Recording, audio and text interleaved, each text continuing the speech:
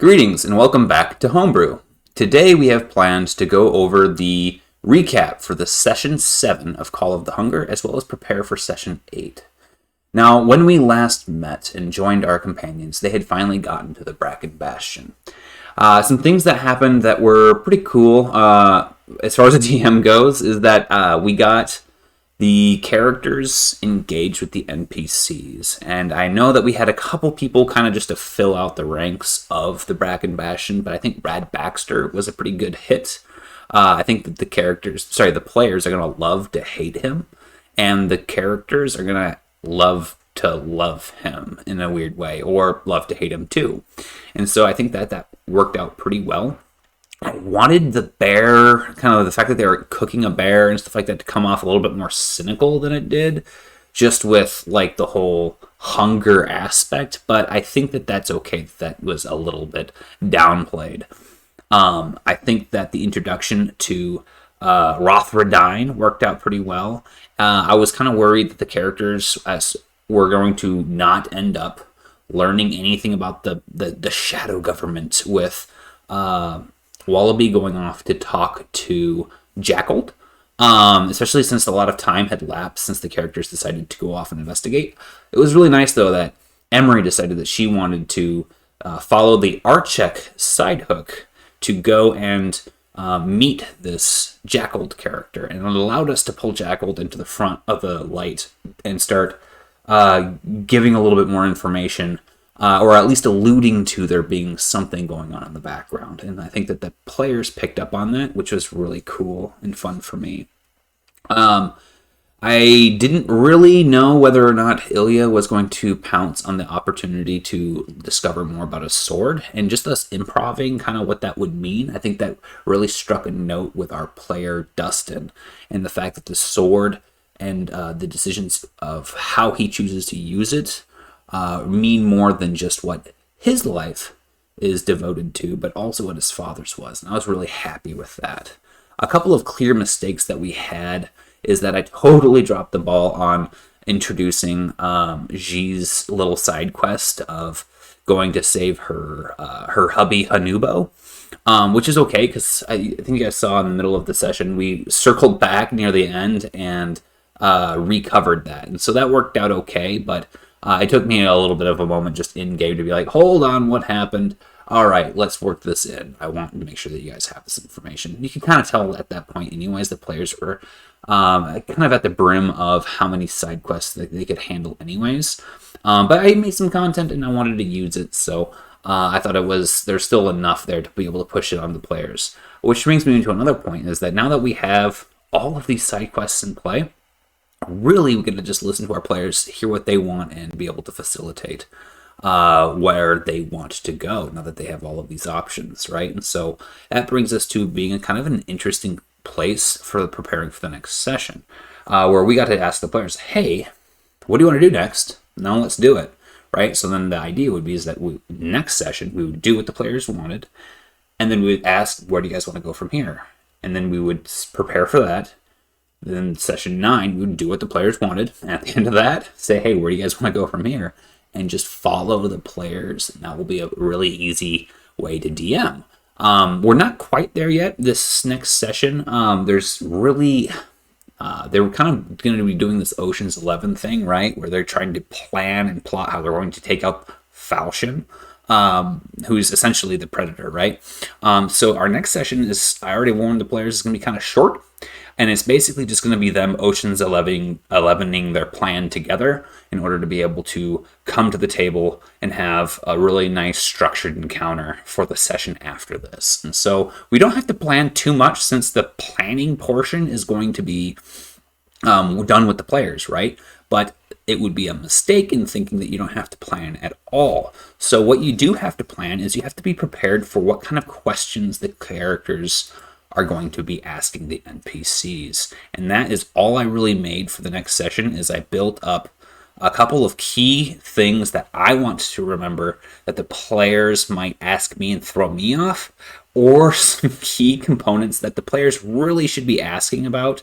Otherwise, they won't have a successful plan in order to be able to deal with Falchion, right? And so, two things that they need is they need a way or a reason for Falchion to engage with them, right? So he's a really smart predator. He wants to hunt, but he's not going to just attack a pile of soldiers, right? He knows that's not a good way. So if they plan this perfect trap, right, but they have no bait, it's super deadly trap. But if there's no bait, he's not going to go there, right? So they have to figure out how are they going to lure him in, spring the trap, and how are they going to get him to stay. It's not good enough if they say, I brought a goat and I set it in the middle of this field. He loves eating goats. We researched this, and it's the only thing that he's actually consumed out of all the things that he's killed. So we're going to bring in a goat. He's going to drop down. We're going to spring this trap, and we're going to go, ha! And we're going to try to attack him. He could just leave, right? We've already established that he's really fast. He's got cloaking abilities. As a DM, I would just have him run away, come back another day to fight these guys, right? And so that's a key component that I want to make sure that the players address for their plan. How do you get him here? How do you get him to stay? Because Falchion, although he's a pretty nasty combatant against, as far as a duelist goes, he's not necessarily the type of character to be able to take on multiple people at a time. So it's something that I really want this planning phase to be able to help capture that. A couple other things that are worth mentioning is, what I really kind of designed this guy to be hard for 3 players, not 3 players and an army of redeemed to be with them, right? And so I decided, why don't we come up with a way that we can make it go back to just being the players and Falchion. So if they don't break up from the redeemed, I decided that the Falchion will lure another monster into the fray. A cockatrice is what I think would be really useful in order to get the group to say, hey, the redeemed can be like, hey, we're going to deal with the cockatrice, you deal with Falchion, right? So awesome. We need to throw the players a curveball. There's this thing called a bud wake in my world, which is basically just like a long drizzly rainstorm, right? Rain in this world, similar to like the Dresden Files, washes away magic, essentially. So it's harder to cast magic, and we got 2 mages in the group. I figured that would make it fun if we say, hey, it starts to do a bud wake in the middle of this, and the players can decide, hey, we're just going to wait out the rain. But this could last many days, weeks even, which means that they're going to start pushing up against Emery's timeline. And that's exactly what we want, right? We want to build in tension into the system. So I thought having it rain would be awesome. We can also use this to not just nerf the players, but give them an ultimatum. Because we can say, since it's a light drizzly rain and this forest is huge, there's hundreds and hundreds of feet of different layers of this place. If they decide to go all the way to the ground floor, all of the rain will be stopped from the canopy and from the thicket limbs. But now you'll have dim lighting, so it'll be even harder to make this guy out, but your magic will work normal. So now they've got this trade-off that we can use to emphasize some sort of deal making with these guys, right? So the players have hard decisions to make. I also decided, what's Falchion's plan, right? So what's he doing? Is he just waiting around, waiting for these guys to trap him? Is he, what was this whole, what's this whole thing? I decided the reason why he came in and killed one of the redeemed to kind of set this all off is, one, I thought it would be very interesting, and 2 is, he wants to hunt apex predators. So he's going to try to pick apart the redeemed. That's his whole plan. And he isn't thinking that these guys are going to come out to fight him. He will adjust for that, but his thought is, I'm going to go in there and I'm going to hunt you on your own grounds. And so I decided, we made a gigantic net over the city made out of steel to be able to stop dragons from getting in. What if he goes around and he starts cutting all the tethers, and he systematically makes it so that they're weakened, so that way he can finally cut one and drop this giant steel net onto the place, either trapping people inside so he can hunt and isolate them, right? Because you're going to have this giant steel net draping over the buildings and blocking off certain buildings from others. It's going to be massively heavy too. Or when they go to put the net back up, they have to go to all of the gathering points, to all the tethering points and split up, and now he can pick them off as they're trying to hang it back up. Or if the party leaves and he drops the net, he can go in through some of the balconies back into this place, which normally, unless someone has some superior mobility or some flight, they wouldn't be able to get to those balconies to begin with. Now a bunch of the hunters are removed from the building, and he can go in and he can kill whoever's left in the building, right? So we got a plan for Falchion, regardless of what the characters to do. We don't expect to use it because the players are going to come up with their own plan, but we have it just in case. We have questions, hard questions that the players need to answer, and we've got curveballs. The last thing that we have are resources for the characters, right? So they are amongst people who have dedicated their lives to killing monsters. They're going to have resources available for this, right? One is that they're going to have records, so things that they can find out about this creature. So I kind of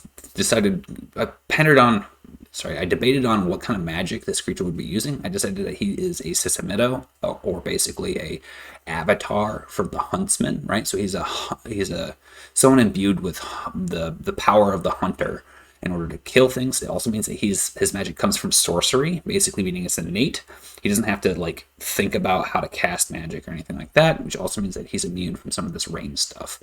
In order to make it not such a just an unfun ability, I decided that the rain on his cloak would make it easy for you to see his outline. It'll make it like a hard check instead of a daunting check, essentially, in order to be able to perceive him. And so there's some trade-offs for the players there as well.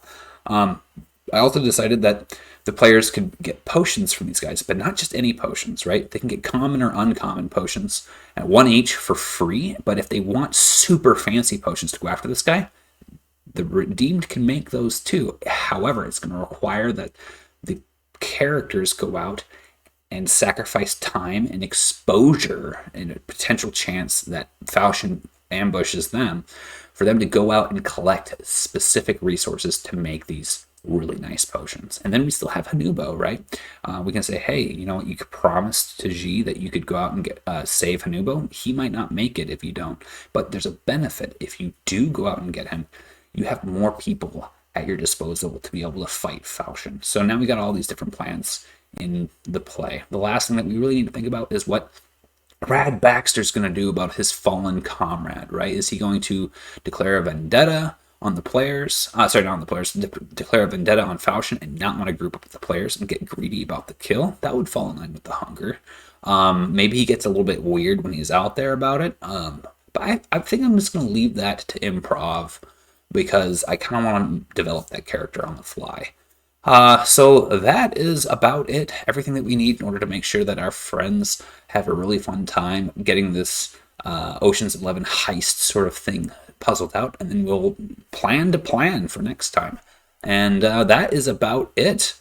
Well, if you guys have questions, throw them in the chat. If you guys have great ideas for the players, maybe we can work together to make sure that we can slide those in and subliminally give these characters hints at some things that would be fun for them to do. So I'll read those comments, but Monday is our next session, and I look forward to hearing from you guys. Thank you.